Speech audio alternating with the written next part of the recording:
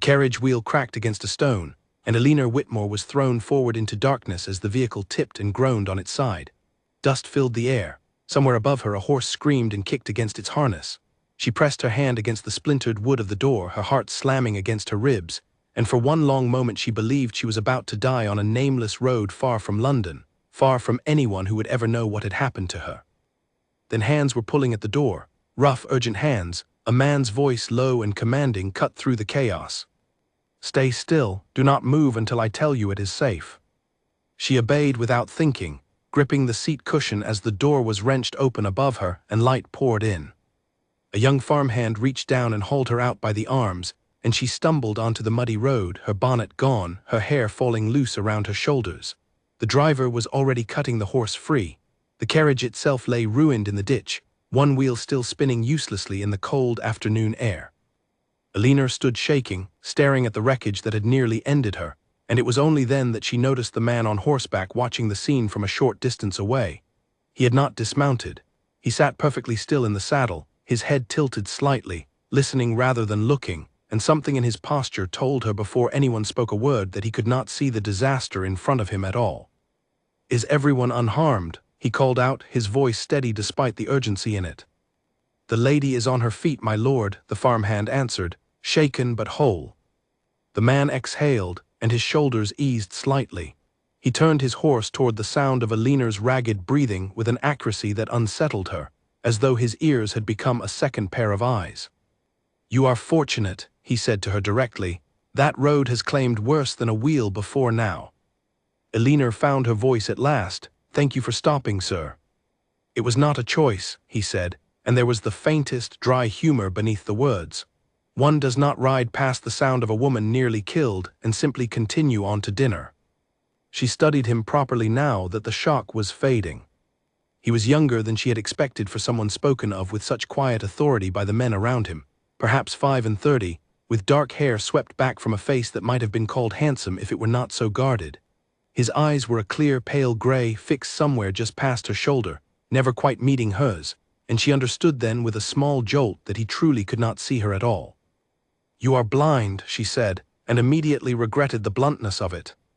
A muscle tightened in his jaw. "I am. Does that trouble you?" "No," she said, surprising herself with how quickly the answer came. "It only explains why you did not flinch when the horse screamed. Everyone else did." "Even I did, and I was inside the carriage." For a moment he said nothing, and she wondered if she had offended him. Then, unexpectedly, the corner of his mouth lifted. "Most people apologize when they realize what I am. You have instead complimented my nerves." "I did not mean it as flattery." "No," he agreed. "I do not think you did. That is rarer than you might imagine." The farmhand and driver were working to right what remained of the carriage, though it was clear the axle was beyond simple repair. The light was beginning to fail, painting the fields in long amber shadows, and the man on horseback seemed to sense the change in the air as surely as if he had watched the sun tilt toward the horizon himself. "You cannot stay on this road as night falls," he said. "My house is a short distance from here. You will come, and tomorrow proper transport can be arranged." Eleanor hesitated. She knew nothing of this man beyond his obvious rank and his unnerving composure. But the alternative was standing in the cold beside a broken carriage with no shelter and no company but strangers, and something about his voice, calm and certain even in crisis, made the offer feel less like danger and more like safety. "I would be grateful," she said finally. "Then it is settled." He turned his horse with a small, practiced motion of the reins. "Grant will bring you in the cart. I am afraid I cannot offer you my own mount unless you are fond of surprises." Despite everything, Eleanor found herself almost smiling. "I have had enough surprises for one day, my lord." "Then we are agreed on something already," he said, and rode ahead into the deepening dusk, leaving her to follow a path she had never intended to take, toward a house and a man whose name she did not yet know, in a small town that would soon change the course of her entire life. The cart rattled along a narrow lane bordered by hedgerows, and Eleanor sat wrapped in a borrowed blanket, watching the silhouette of the rider ahead of them grow smaller against the darkening sky. She realized with a strange twist of feeling that she had spent the last several minutes forgetting entirely why she had left London in the first place. For the first time in longer than she could remember, no one in this place knew her name, her face, or the years of whispered judgment that had followed her everywhere else.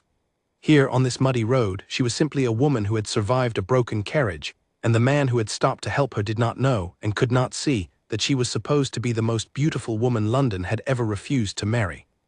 The cart slowed as they crested a low hill, and the house came into view below them, its windows glowing faintly gold against the twilight.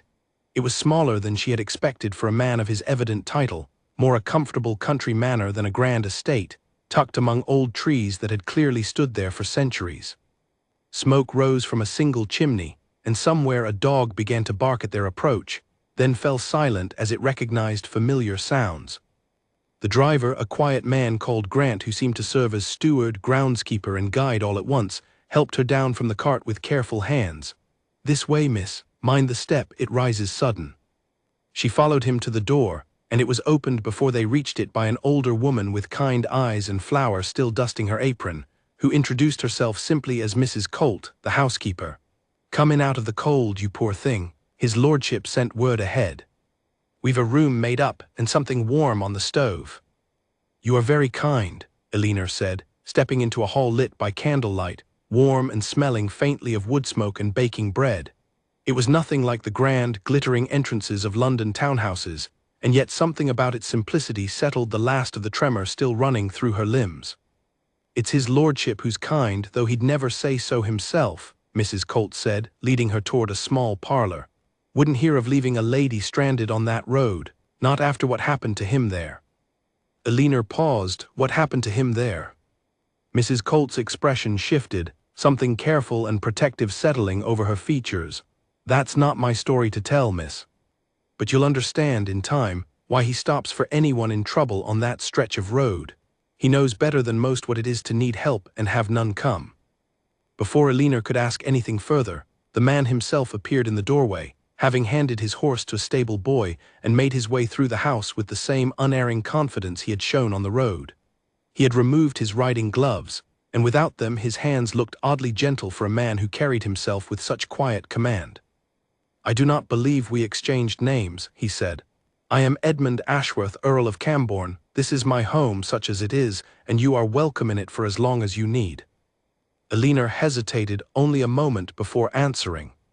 In London, her name alone had been enough to summon 100 unwanted opinions. Here, it was simply a word. "Elinor Whitmore," she said, "and I am deeply in your debt, my lord." "You are in no one's debt," he said. "Any decent man would have done the same." He tilted his head slightly, that same listening posture she had noticed on the road, as though he were reading something in the sound of her voice that sight alone could never have told him. "Though I confess, Miss Whitmore, you do not sound like a woman accustomed to owing anyone anything at all." She felt a flicker of surprise at how easily he had seen through her, blind as he was, in a way few sighted men in London ever had. "Perhaps I am simply tired, my lord." "Perhaps," he said, though his tone suggested he did not quite believe her. "Mrs. Colt will see you settled. Tomorrow, when you are rested, you may tell me the rest of it if you wish, or you may tell me nothing at all. Either way, you are safe here." He turned and left the room with the same steady, sure steps he used for everything, and Elinor stood alone in the warm little parlor, listening to the fire crackle and the wind pick up outside, and felt for the first time in years something she had almost forgotten the shape of. It was not quite comfort and not quite hope, but it was close enough to both that she found herself, despite every instinct London had trained into her, unwilling to leave in the morning at all. That night, lying in the unfamiliar bed beneath a quilt that smelled of lavender and old wood smoke, Elinor thought of all the ballrooms she had once filled with her presence, the mothers who had once pushed their sons toward her, the whispers that had followed when it all fell apart. She thought of the man downstairs who could not see her face, who had no idea that the woman he had rescued from a broken carriage was once called the most beautiful spinster in all of London, spoken of in equal parts admiration and pity. He knew nothing of her ruined reputation, her broken engagement, the years of careful smiles hiding a wound that had never fully closed. For the first time since she had left the city behind her, Elinor Whitmore closed her eyes without dreading what tomorrow's eyes would see when they looked at her. Because here, in this small house on the edge of a small town, the only eyes that mattered could not see her at all. And somehow, that felt less like a loss than the beginning of something she had never dared to hope for again. Outside her window, the wind moved through the old trees surrounding Camborne's quiet house, and somewhere below, long after the household had gone still, Edmund Ashworth sat alone by his study fire, turning over in his mind the sound of a stranger's voice, steady and unafraid, and wondering why it had unsettled him so deeply that he could not yet bring himself to sleep. Morning arrived with a hard knock at the door of the small parlor, and Alina woke to find Mrs. Colt already inside, drawing back the curtains with brisk, practical movements. "There's a letter come for you, miss, carried by a boy from town. Says it's urgent." Alina sat up sharply. No one in this county knew where she was, save for the aunt she had been traveling to visit. Her fingers trembled slightly as she broke the seal, and her stomach tightened when she recognized the handwriting was not her aunt's at all, but that of her aunt's own physician, a careful and formal man named Henry Colt, who happened to be Mrs. Colt's nephew and the only doctor for 3 villages around. "Your aunt has taken a turn for the worse in the night," the letter read. "Her fever has not broken. I would advise you come at once if you are able." Alina's hands went cold.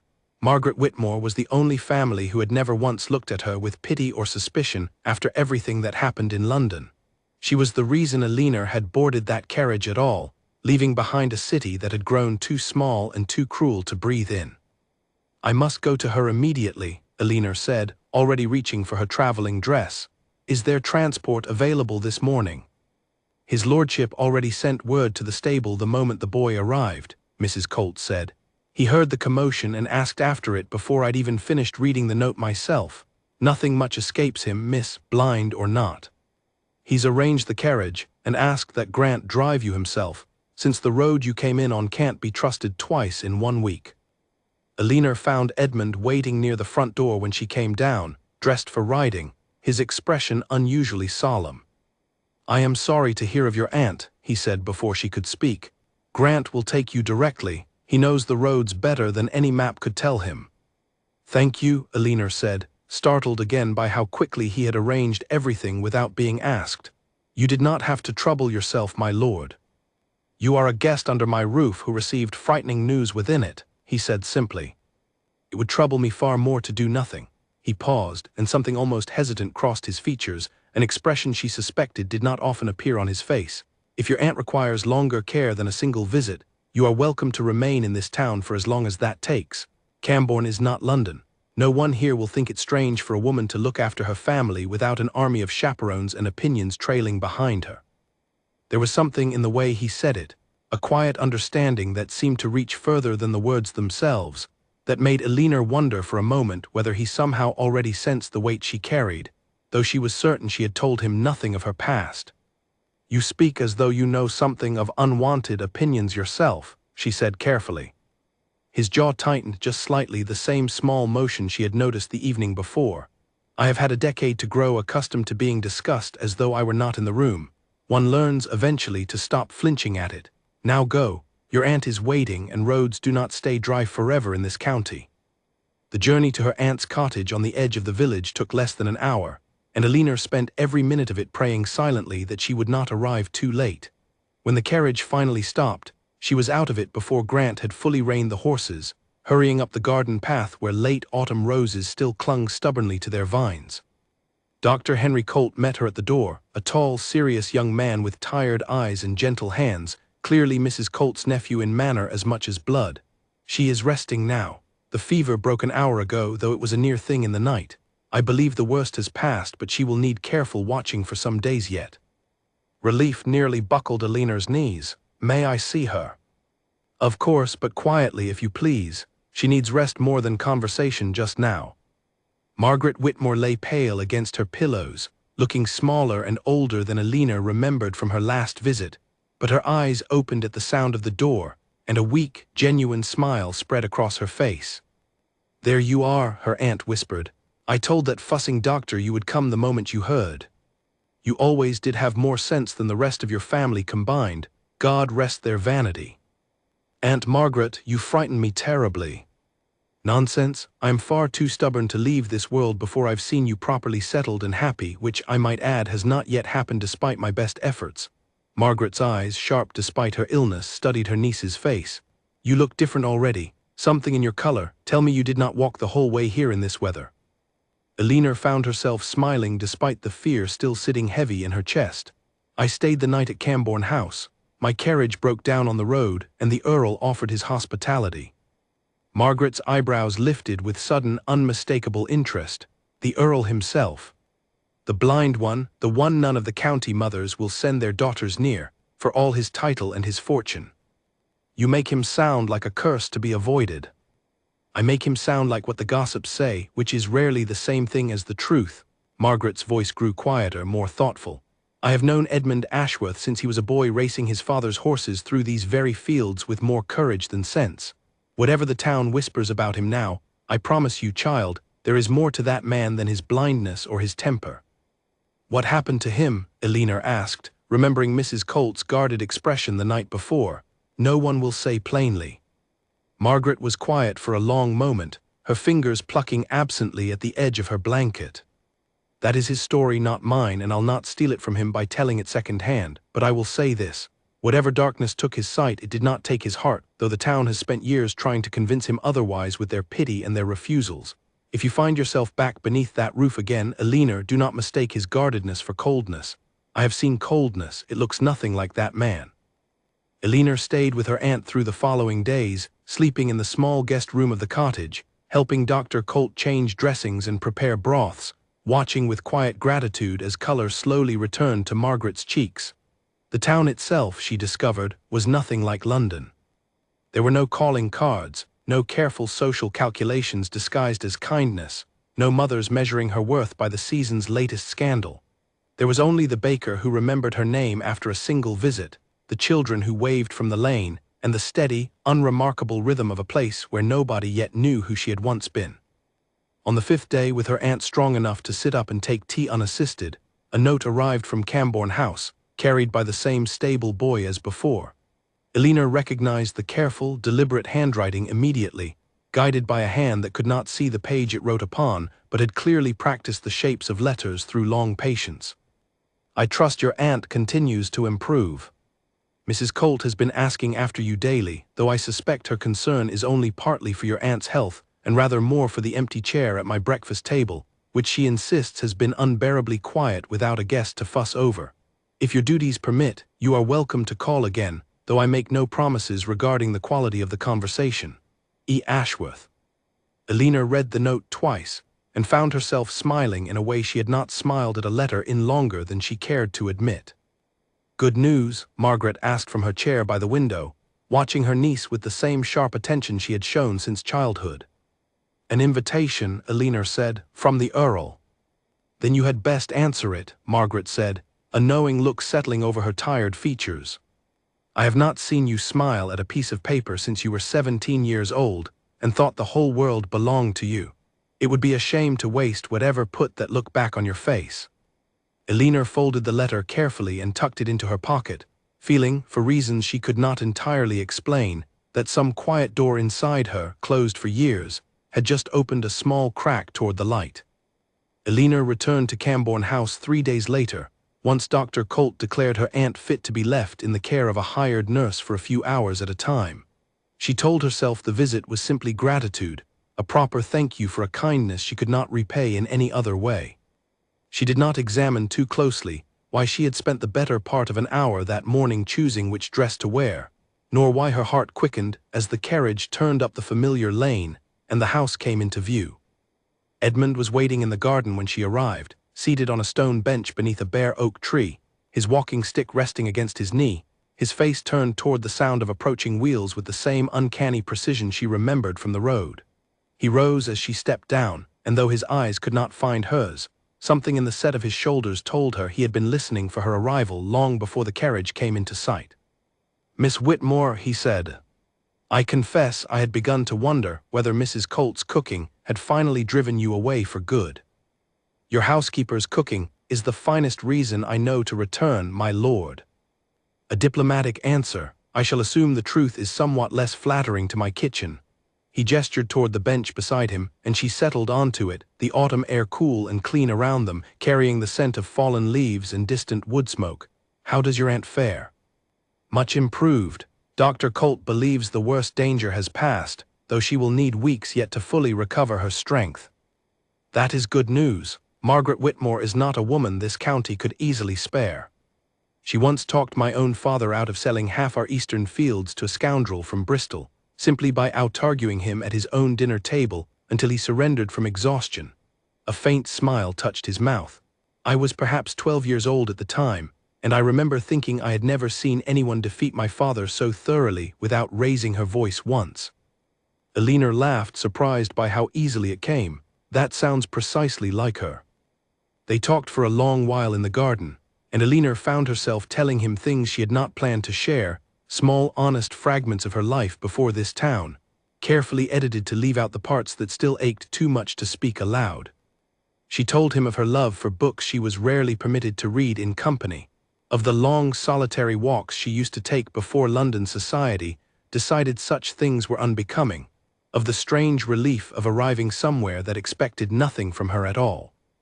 In turn, Edmund spoke of the estate, of his tenants and their small triumphs and troubles, of the horses he could no longer see but still rode by memory and feel, trusting his body to remember paths his eyes once knew by heart. He spoke carefully, she noticed, always steering conversation away from the years before his blindness and the accident that had caused it, and she did not press him, sensing instinctively that some wounds needed to be offered freely or not at all. It became, over the following weeks, a quiet and steady habit. Elinor would spend her mornings with her aunt, reading to her, managing the small household, watching her slowly regain her strength, and in the afternoons, more often than either of them openly admitted to planning, she found her way to Cambourne House. Sometimes she read to Edmund from the newspapers, since his own eyes could no longer manage the fine print, her voice carrying him through news of Parliament and distant wars and local harvests. Sometimes they simply walked the garden paths together, his hand resting lightly on her arm for guidance, though she suspected more and more that he needed her company far more than her direction. "You walk these paths as though you have memorized every stone," she said one afternoon, watching him navigate a turn in the path with barely a hesitation. "I have," he said. "There is little else to do with one's evenings when the world goes dark and refuses to return. I learned every inch of this garden by counting steps and touching bark until my fingers bled in the first winter. It seemed better than sitting indoors feeling sorry for myself, though I confess I did plenty of that too in those early months." "May I ask what happened?" she said gently. "You need not answer. But I find myself curious, and I would rather ask you directly than continue to hear it whispered around by people who were not there." He was quiet for a long moment, his fingers tightening slightly around the head of his walking stick. When he finally spoke, his voice had lost its usual dry humor, replaced by something rawer and more careful. "There was a fire in the east wing of this house 6 years ago now. My younger brother had been careless with a lamp in the library, though he never meant harm by it, and by the time anyone smelled the smoke, half the wing was already burning. I went in after him because he was younger and slower and I could not bear the thought of leaving him to it. I found him. I got him out. But something in the smoke, or the heat, or simple ill fortune, took my sight before I ever reached the door myself. The physicians called it a rare injury to the eyes, something about the intensity of the smoke and flame together. They said it might have been temporary in kinder circumstances. It was not." Elinor's chest ached listening to him, though she kept her voice steady, sensing he needed composure more than sympathy in that moment. "Your brother survived then?" "He did. He lives in London now, quite happily, quite sighted, and visits perhaps twice a year out of guilt he thinks I cannot hear in his voice, though I always can." A faint, bitter edge crept into his tone. "The town began to speak of me differently after that. Not as Edmund who raced horses too fast and laughed too loud at his own father's dinner table, but as the blind Earl, the tragic figure, the man no sensible family would risk their daughter's future upon. Mothers who once angled for an introduction began finding sudden urgent business elsewhere whenever I appeared at an assembly. I stopped attending assemblies rather quickly after that. That was cruel of them. It was practical by their reckoning. What use is a husband who cannot see his own children grow, who cannot manage his estate without endless assistance, who might at any moment stumble into some disaster his blindness failed to warn him of?" He said it evenly, without self-pity, as though he had recited the argument to himself so many times it had worn smooth like a stone in a riverbed. "I stopped expecting otherwise a long time ago, Miss Whitmore. It is easier that way." "That does not sound easier," Elinor said quietly. "It sounds lonelier." He turned his face toward her then, and though his eyes could not meet hers, something in his expression felt more direct and searching than any gaze she had ever received from a sighted man in London's crowded ballrooms. "Perhaps it is both," he said. "But I have found, these past weeks, That loneliness grows considerably quieter when someone chooses to sit beside it without being asked. Elinor said nothing for a long moment, feeling the weight and gentleness of his words settle over her like the last warm light of the afternoon sun. She thought of London, of the countless men who had looked at her face and seen only the reputation attached to it, who had wanted her beauty paraded on their arm without ever once asking what lay beneath it. She thought of how strange and precious it was to sit beside a man who could not see her face at all, and yet somehow seemed to understand her more completely than anyone had in years. "I am glad I stayed on that road long enough for you to find me," she said softly. "So am I," Edmund said, and though he could not see the small, unguarded smile that crossed her face, something in the quality of the silence that followed told her he had heard it in her voice all the same. They sat together as the afternoon light faded gold and then gray across the garden, neither of them in any particular hurry to break the quiet that had settled between them, and Elinor found herself thinking, with a mixture of wonder and quiet fear, that she had not felt this safe, this simply and completely herself, in longer than she could remember. Winter settled over the small town slowly, frost creeping across the hedgerows and turning the garden paths brittle underfoot, and still Elinor found reasons to return to Cambourne House almost daily. Her aunt, fully recovered now and delighted by the change she saw in her niece, had taken to teasing her gently over breakfast about the amount of time spent in the Earl's company. "You will wear a groove in that road between here and Cambourne House if you keep this pace," Margaret said one morning, watching Elinor fuss over her bonnet ribbons with unusual care. "I have not seen you take such trouble over your appearance since your first London season, and that, if I recall, ended rather badly for everyone involved." "It is not the same," Elinor said, though color rose faintly in her cheeks. "He cannot even see the ribbons, Aunt Margaret." "No," Margaret agreed, her eyes twinkling with quiet amusement. "But you can feel the difference in yourself when you wear them, and I suspect that matters rather more to you than you are willing to admit." Elinor did not argue the point, mostly because she suspected her aunt was entirely correct. There was something freeing in dressing for herself rather than for judgment, in walking into a room where her appearance would earn no immediate verdict, favorable or otherwise. For the first time since she had been old enough to understand what her face meant to the people around her, she found herself simply enjoying the sensation of being seen, in every sense but the literal one, exactly as she was. Word of her regular visits had, inevitably, begun to travel through the small town's quiet channels of gossip, though far more gently than anything London had ever produced. The local shopkeepers began greeting her with knowing smiles. Mrs. Colt had taken to preparing Elinor's favorite tea without being asked. Even Dr. Colt, usually a serious and reserved man, had remarked once with a small, private smile that he had not seen his lordship in such steady spirits in all the years he had attended the household. It was on one such visit, as Elinor arrived earlier than usual to find the household in a state of mild commotion, that she first encountered Charlotte Vane. She was a striking woman, dark-haired and sharp-featured, dressed with the unmistakable polish of someone accustomed to city fashions rather than country practicality, and she stood in the entrance hall of Cambourne House speaking to Mrs. Colt in a tone that suggested she expected immediate and complete attention. "I am his cousin," Charlotte was saying as Elinor entered, "and I will not be kept waiting in a hallway like some tradesman's daughter. Tell Edmund I have arrived and I expect him to receive me at once." Mrs. Colt's expression had tightened into the particular careful blankness of a servant biting back her true opinion, but she inclined her head and disappeared toward the study to deliver the message. Charlotte's gaze swept over Elinor with quick, assessing precision, the kind of look Elinor recognized instantly from 100 London drawing rooms, the look of a woman calculating exactly how much of a threat another woman represented. "And who might you be?" Charlotte asked, her tone pleasant on the surface, edged beneath it. "Elinor Whitmore. I'm a friend of the family, visiting my aunt in the village." "A friend of the family," Charlotte repeated, something flickering behind her eyes. "How very convenient a friendship to develop given my cousin's circumstances." Her gaze traveled once more over Elinor's face, and this time something shifted in her expression, a dawning recognition that made Elinor's stomach tighten with dread. "Forgive me, but have we met before?" "In London, perhaps. I feel certain I know that face." "I do not believe so," Elinor said carefully, though her pulse had quickened. "No, I am quite certain now," Charlotte said, a slow, considering smile spreading across her features. You are Eleanor Whitmore, the one they called London's most beautiful spinster, are you not? I remember the scandal well enough, though it has been some years now. The broken engagement, the whole sordid business with Lord Ashby. My. What an interesting turn of fortune, to find you buried out here in the countryside, cultivating a friendship with my poor blind cousin, of all people. Before Eleanor could respond, Edmund appeared in the doorway of his study, his expression unreadable, his walking stick tapping lightly against the floor as he made his way toward them. "Charlotte," he said, his tone carefully neutral, "I was not expecting you." "Clearly not," Charlotte said, her sharp eyes flicking between Eleanor and her cousin with obvious calculation.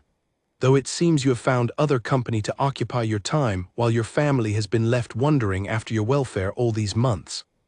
"My welfare has never concerned you before now," Edmund said evenly. "I fail to see why it should suddenly begin."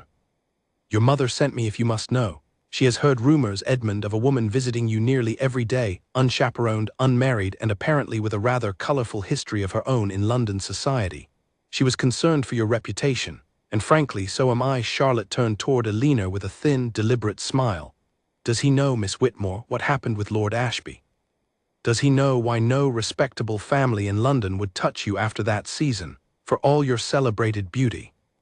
"That is quite enough," Edmund said, his voice sharpening for the first time Eleanor had ever heard. "Is it? I only thought he deserved to know the truth about the woman he has been so generously entertaining.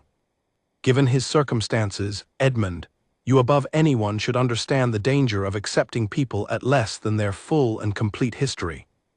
The words landed like a slap, and Eleanor felt the color drain from her face. She had known, of course, that this moment might come eventually, that London's shadow would eventually reach even this quiet corner of the countryside. But she had not expected it to arrive so soon or so cruelly, or in front of the one person whose good opinion had come, without her quite realizing it, to matter more than anyone else's ever had. "I think," Eleanor said, her voice trembling only slightly, "that I should go." "Eleanor," Edmund said, turning toward the sound of her retreating steps, his composure cracking for just a moment into something closer to alarm. "Wait." But she was already moving toward the door, her heart pounding with a familiar, dreaded panic, the same helpless humiliation she had spent months in this quiet town slowly learning to forget. Behind her she heard Charlotte's voice continue, low and satisfied, and Edmund's sharp, angry reply, though the words themselves were lost beneath the sound of her own footsteps carrying her out into the cold winter air, away from the house and the man who, until this very moment, had never once made her feel like anything less than herself. Eleanor did not stop walking until the cold had numbed her fingers and the house was well out of sight behind her, the winter field stretching gray and empty on either side of the lane. She had not brought the carriage, having intended only a short visit, and now found herself alone on the frozen road with nothing but her own racing thoughts for company. Tears she had refused to shed in front of Charlotte Vane finally slipped free, hot and humiliating against the cold air. She had known, somewhere in the quiet corner of her mind where old fears lived, that this peace could not last forever. London always found a way to reach into the corners where a woman tried to hide from it. She thought of Lord Gerald Ashby, of the engagement that had once seemed the beginning of everything she wanted, of the scandal that followed when the truth of his character finally surfaced too late to save her reputation, though not apparently too late to attach itself to her name forever. She had done nothing wrong. She had believed that once fiercely and completely, but belief had done little to stop the whispers, and it seemed it would do little now either. She had nearly reached the crossroads leading toward her aunt's cottage, when she heard the sound of hurried footsteps behind her, uneven against the frozen ground, accompanied by the sharp tap of a walking stick, moving faster than caution should have allowed for a man who could not see the path beneath him. "Eleanor," Edmund's voice, breathless and urgent, carried clearly across the empty lane. "Eleanor, please wait." She turned, startled to see him alone, without Grant or any guide to steady his steps, navigating the uneven road purely by memory and instinct, and she realized with a small ache sheer determination not to let her walk away without hearing him first. "You should not have come out here alone," she said, hurrying back toward him despite herself, afraid he might stumble on the frozen ruts of the lane. "It is not safe for you." "I did not care to consider that particularly carefully," he said, slightly out of breath, his usual composure entirely abandoned. "You left before I could say anything, and I found the prospect of you walking away, believing whatever conclusions Charlotte's cruelty led you to considerably more frightening than a few uneven stones. She was not wrong, Elinor said, her voice catching. About any of it. I was engaged to Lord Ashby. The engagement ended in scandal, though not the kind she implied. He was not the man he presented himself to be, and when the truth came out, society decided it was easier to blame the woman who had trusted him than the man who had deceived her. I have spent years being spoken of as ruined, as difficult, as somehow responsible for my own misfortune, simply because I once believed a man's promises. I did not tell you because I did not want you to look at me the way everyone else does. I cannot look at you at all, Elinor, Edmund said quietly. That has never once changed, whatever you tell me about your past. I have known for some weeks now that you carried something heavy behind your voice, something you were not ready to share, and I told myself it was not my place to press for it. I did not need London's version of your history to know the woman standing in front of me, or beside me, on this road, in my garden, in every conversation we have shared since the day your carriage broke down at the worst possible moment and the best possible one. Elinor's breath caught. Charlotte will tell everyone. Your mother already knows enough to send her here. The whole town will know within days. Let them, Edmund said, his voice steady and certain in a way that startled her. I have spent 6 years listening to this county decide what I am capable of before ever asking me directly. I have grown rather tired of allowing other people's assumptions to determine the shape of my own life. I do not intend to start allowing it to determine yours as well. You do not understand what it is like, Elinor said, her voice breaking slightly. To have your worth reduced entirely to how you look, and then to have even that turned into a weapon against you the moment it becomes convenient for someone else's story. I came here to escape being seen that way. And in the strangest, most unlikely way, I found that escape in you, of all people, because you were the one man who never once looked at me and decided my value before I had said a single word. Then let me be that for you a while longer, he said, reaching for her hand with careful searching fingers until he found it, cold in the winter air, and closed his own warm hand gently around it. I do not care what London decided about you, Elinor, any more than I care what this county decided about me after the fire. I care what I have learned of you these past weeks, walking these gardens, reading me the news of a world I cannot see, laughing at my poor attempts at humor when you did not have to. That is the woman I know. Charlotte's gossip does not change a single word of it. Elinor stood very still, her hand held in his, the cold forgotten entirely, feeling something long guarded and carefully protected within her begin, slowly and cautiously, to soften. I am afraid, she admitted quietly, not of you, of hoping again. The last time I allowed myself to hope for something like this, it very nearly destroyed me. I understand fear, Edmund said. I have lived inside it for 6 years, afraid of every room I cannot see, every person who might be watching me stumble, every quiet judgment I can hear in a voice even when no one says the cruel words aloud. But I have found these past weeks that fear grows quieter when there is someone beside you willing to face it together rather than alone. I am not asking you to trust the whole world again, Elinor. I am only asking you to trust me a little further than you have already dared. The winter wind moved through the bare hedgerows around them, and somewhere in the distance a church bell marked the hour, and Elinor stood on the frozen lane with her hand held gently in the hand of a man who could not see her face, yet somehow understood the whole of her more completely than anyone had in years, and felt the last of her carefully built defenses begin, quietly and without fanfare, to fall away. "Walk me back to the house," she said finally, her voice steadier than she felt. "Slowly this time, before you break your neck proving a point to Charlotte Vane that she was never going to understand regardless." A real smile broke across Edmund's face then, warm and unguarded, and he tucked her hand carefully into the crook of his arm. "That," he said, "sounds like the wisest suggestion anyone has offered me all winter." They walked back together along the frozen lane as the afternoon light began to fade, and though neither of them spoke of it directly, both understood that something had shifted between them on that cold road, something neither London's judgment nor the county's whispers would easily undo again. Charlotte Vane did not leave quietly. Within a fortnight, word of Elinor's history had spread through the small town with the particular speed reserved for scandal wrapped in sympathy, delivered over tea and market stalls by people who assured each other they meant no harm even as they repeated every detail Charlotte had so carefully supplied. Elinor felt the shift almost immediately, in the slightly longer pause before the baker greeted her, in the way certain doors that had once opened warmly now opened with careful, measured politeness.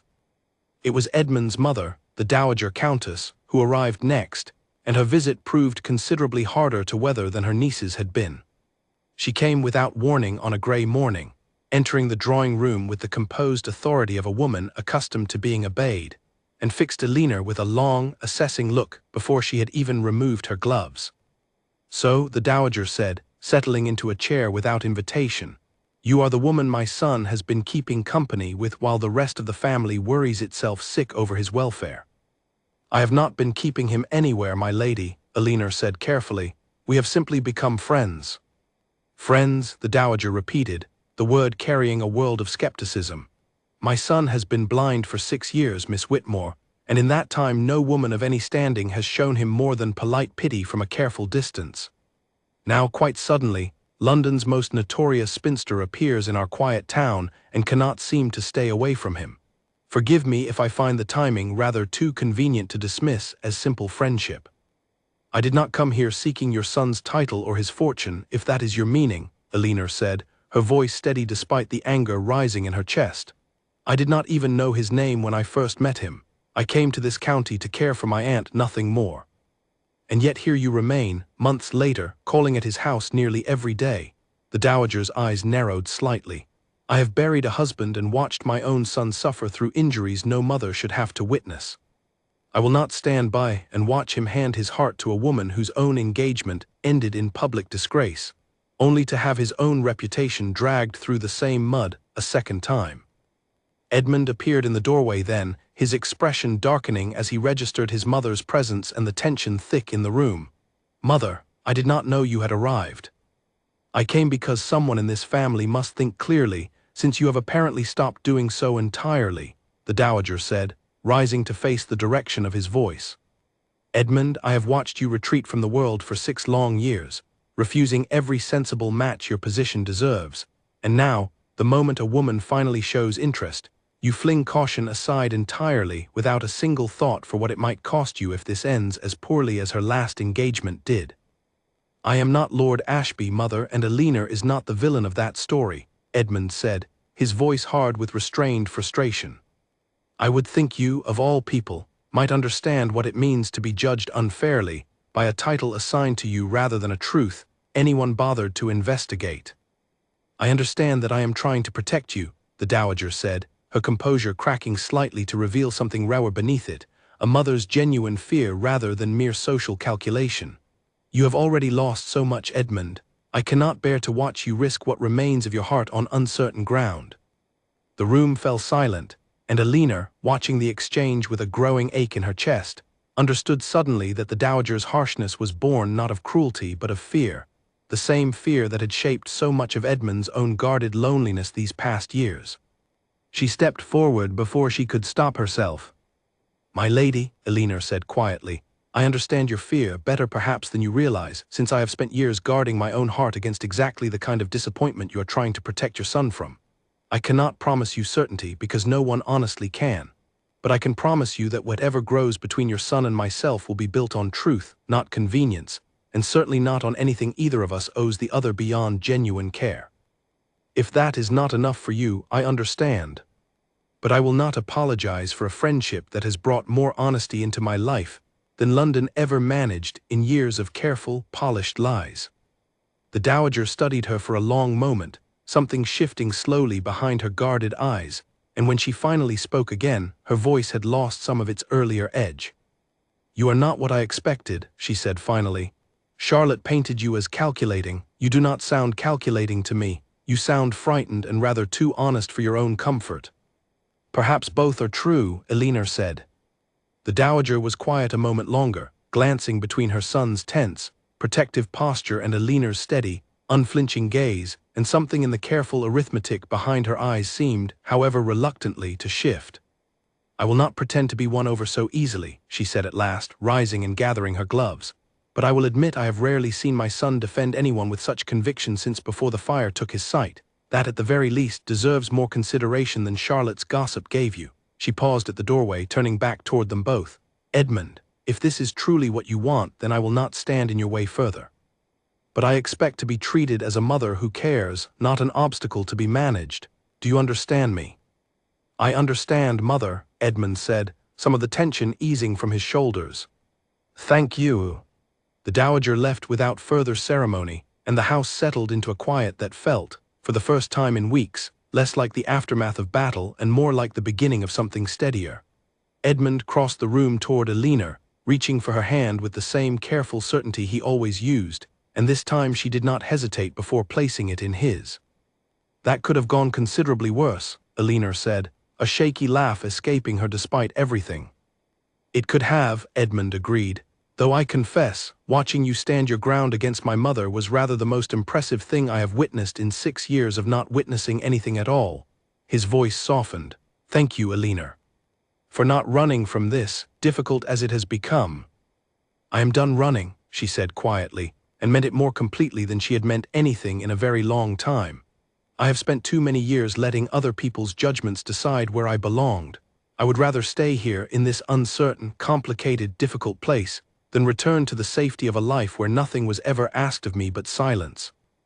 Edmund raised her hand gently to his lips, and though the gesture was simple, it carried a weight and tenderness that London's most practiced suitors had never once managed to offer her in all their years of empty flattery. "Then stay," he said softly, "for as long as you wish. I find, rather to my own surprise, that I have grown considerably fond of the sound of your footsteps in this house." Outside, the winter afternoon stretched long and grey across the garden, but inside Cambourne House, something warmer had begun, quietly and stubbornly, to take root. The weeks that followed brought a fragile, hopeful calm to Cambourne House, though Alina could not entirely shake the sense that something still hung unresolved beneath the surface of it. Edmund had grown more open with her, sharing small pieces of himself he had guarded even from his own family, and she found herself, in turn, speaking more freely of Lord Ashby and the wreckage of her London years than she had ever managed with anyone before. It was a letter, arriving on an unremarkable morning in early spring, that threatened to undo the fragile peace they had built. Alina recognized the seal before she had even broken it, and her stomach dropped at the sight of the familiar crest pressed into the wax. Lord Gerald Ashby had written to her directly, after years of silence, requesting an audience on a matter he described only as urgent and deeply regretted. She told Edmund of the letter that same afternoon, watching his expression carefully as she explained its contents, though of course he could not see the careful watching itself. "He wishes to see me," she said. "He says he has regrets he wishes to make right, though he offers no specifics." Edmund's jaw tightened, the same small motion she had come to recognize as his effort to master strong feeling before it escaped into his voice. "Do you intend to see him?" "I do not know," Alina admitted honestly. "Part of me wishes never to hear his name again as long as I live, but another part wonders whether there is something owed to me still, some explanation I never received, that might finally close a door I have spent years unable to properly shut." "Then you should go," Edmund said, though something guarded crept into his voice as he said it. "If it will help you find peace with the past, I would not ask you to deny yourself that simply for my own comfort." But comfort, Alina sensed, was precisely what he was denying himself in that moment, and the days that followed proved her instinct correct. Edmund grew quieter, more withdrawn, retreating into long silences even during their usual afternoon walks, and though he never once forbade her from going, the careful distance in his manner spoke louder than any objection could have. "You are angry with me," Alina said finally, one grey afternoon in the garden, unable to bear the growing silence between them any longer. "I am not angry," Edmund said, though his voice suggested otherwise. "I am afraid, Alina, and I find I do not care for the sensation nearly as much as I once believed I had grown accustomed to it." He turned his face toward her, his expression uncharacteristically unguarded. "I have spent 6 years believing myself unworthy of anyone's full and undivided affection, blind as I am, dependent in ways no proud man wishes to admit to. I told myself I had made my peace with that. And then you arrived, and for the first time since the fire I began to believe otherwise. Now the man who once had everything I lack, sight and standing and an unblemished name, wishes to see you again, and I find myself wondering whether I have simply been a comfortable resting place before you return to a life better suited to a woman as remarkable as you are." "Edmund," Alina said, her heart aching at the raw vulnerability in his words, "you cannot truly believe that." I am trying very hard not to, he admitted, but fear is rarely so easily reasoned with, whatever the evidence against it. Elena took his hands in both of hers, holding them firmly, willing him to feel the certainty in her grip since her eyes could offer him nothing. I am not going to see Gerald Ashby because I wish to return to him, Edmund.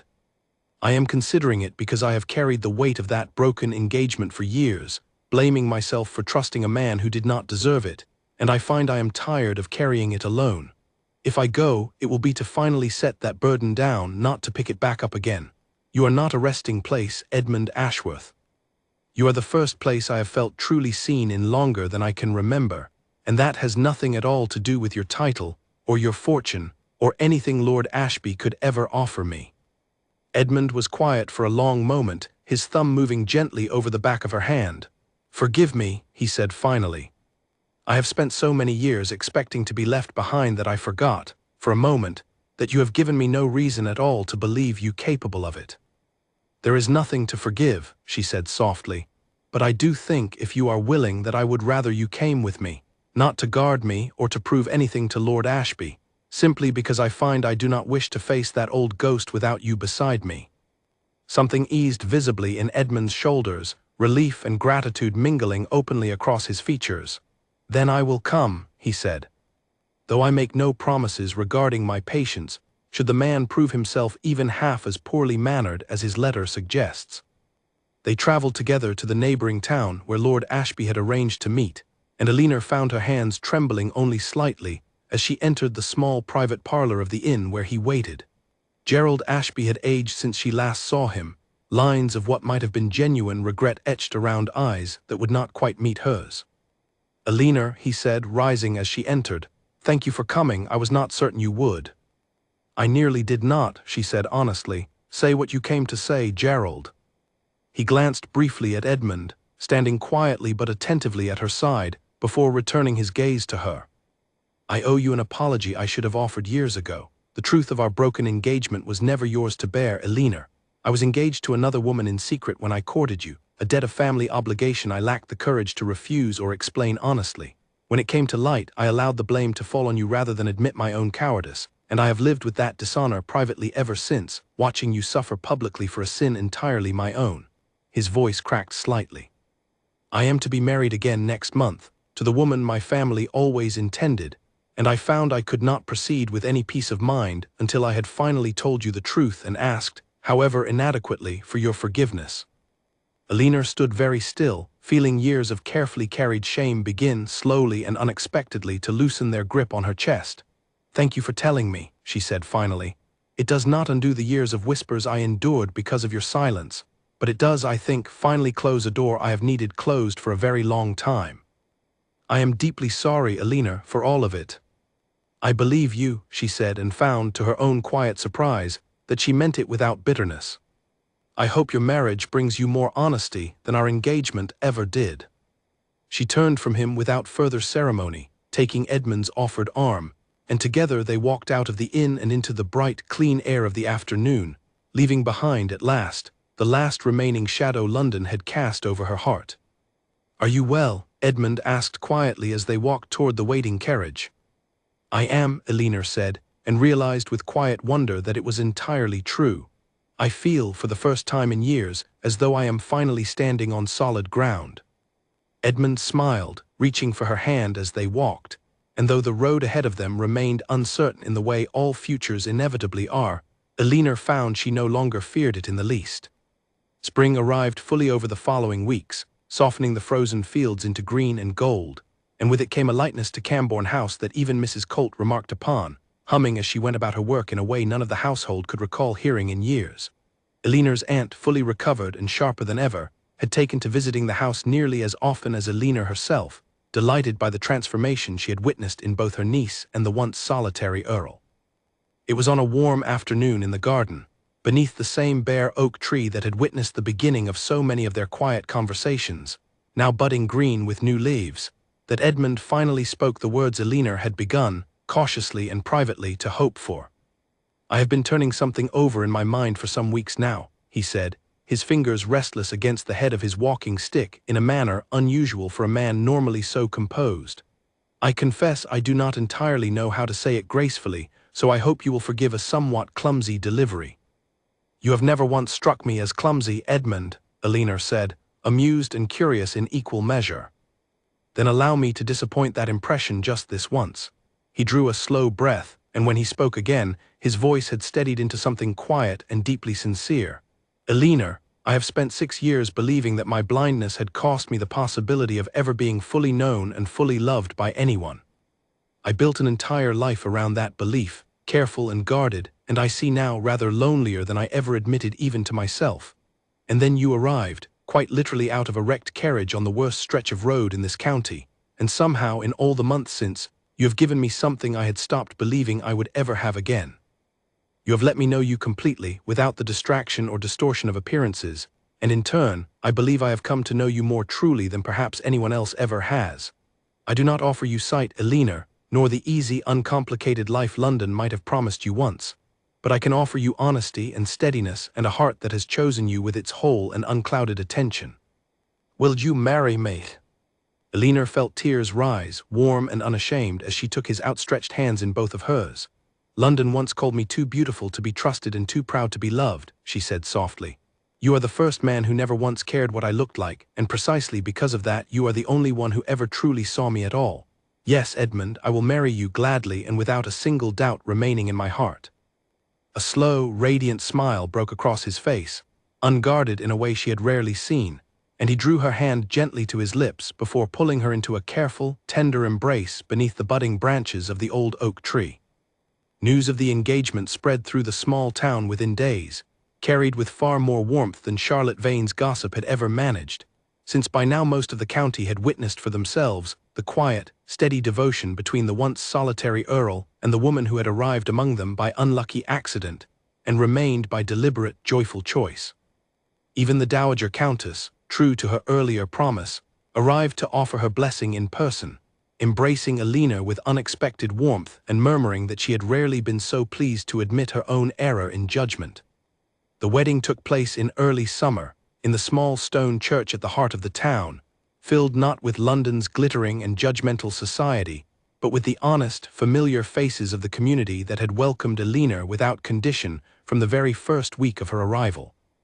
Margaret Whitmore sat proudly in the front pew, dabbing happy tears with her handkerchief throughout the entire ceremony, while Mrs. Colt wept openly beside her, insisting between sobs that she had known from the very first night, watching Edmund's face as he spoke of the stranger from the broken carriage, that something extraordinary had begun.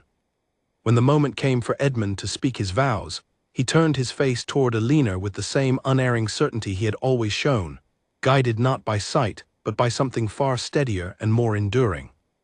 I cannot promise to see the years ahead of us, he said, his voice carrying clearly through the quiet church, but I can promise to know them completely through your voice, your laughter, the warmth of your hand in mine. I have spent 6 years in darkness believing myself diminished by it. You have taught me, Elinor, that there are far worse things than losing one's sight and far better things than being merely looked at. I choose you fully and forever, exactly as I have come to know you.